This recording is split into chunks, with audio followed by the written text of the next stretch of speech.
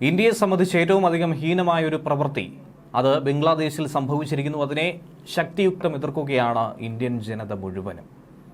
ബംഗ്ലാദേശ് കലാപത്തിൽ ഇന്ത്യ വിരുദ്ധതയുടെ ഒരു സൂചനമായി തന്നെയാണ് ഇപ്പോൾ പുറത്തു വന്നിരിക്കുന്ന പുതിയ ചിത്രം ഏവരുടെയും മനസ്സിലേക്ക് കടക്കുന്നത്. ബംഗ്ലാദേശ് വിമോചനത്തിൻ്റെ സ്മരണയ്ക്കായി അന്ന് ഇന്ത്യ നടത്തിയ ഇടപെടൽ, അതിലൂടെ ഉണ്ടായ നേട്ടം, സ്വാതന്ത്ര്യം, അതിൻ്റെ സ്മരണയ്ക്ക് വേണ്ടി അന്ന് സ്ഥാപിച്ച പ്രതിമ, അതിന്ന് ഇന്ത്യ വിരുദ്ധരായ ആളുകൾ നശിപ്പിച്ചുവെന്ന് ചൂണ്ടിക്കാട്ടി കോൺഗ്രസ് നേതാവ് ശശി തരൂർ ഇപ്പോൾ രംഗത്ത് വന്നിരിക്കുകയാണ്. 1971 യുദ്ധത്തിന് ശേഷം പാകിസ്ഥാൻ ഇന്ത്യക്ക് മുന്നിൽ കീഴടങ്ങിയ ആ നിമിഷം അതിനെ അനുസ്മരിപ്പിക്കുന്ന പ്രതിമയുടെ തകർന്ന ഒരു ചിത്രമാണ് ശശി തരൂർ ഇപ്പോൾ എക്സ് ഹാൻഡിലൂടെ പങ്കുവച്ചിരിക്കുന്നത്. ഷഹീദ് മെമ്മോറിയൽ കോംപ്ലക്സ്, മുജീബ് നഗർ എന്നിവിടങ്ങളിലെ പ്രതിമകൾ തച്ചുടയ്ക്കപ്പെട്ട നിലയിൽ കാണുന്നതിൽ അങ്ങേയറ്റം സങ്കടമാണ് അദ്ദേഹം പങ്കുവയ്ക്കുന്നത്. ഇന്ത്യൻ സാംസ്കാരിക കേന്ദ്രങ്ങൾ, ന്യൂനപക്ഷങ്ങൾ, ക്ഷേത്രങ്ങൾ, ഹൈന്ദവ ഭവനങ്ങൾ എന്നിവയ്ക്ക് നേരെ പലയിടത്തും ആക്രമണങ്ങൾ ഉണ്ടായി എന്നതിനെ തുടർന്നാണ് ഇപ്പോൾ ഈ ആക്രമണത്തെ നോക്കിക്കാണേണ്ടത്.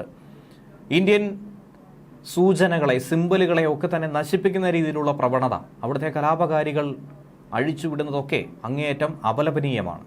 ബംഗ്ലാദേശിലെ മുസ്ലിം വിഭാഗക്കാർ മറ്റ് ന്യൂനപക്ഷ ഭവനങ്ങളെയും ആരാധനാലയങ്ങളെയും അവിടുത്തെ മറ്റുമൊക്കെ തകർക്കുന്നതായി കണ്ടിരുന്നു. എന്നാൽ മറ്റു ചിലർ അവരെ സംരക്ഷിക്കുന്നതായിട്ടുള്ള റിപ്പോർട്ടുകൾ പോലും വന്നിരുന്നു. ചില പ്രതിഷേധക്കാരുടെ വ്യക്തമായ അജണ്ട ഇതിലൂടെ മനസ്സിലാക്കാം.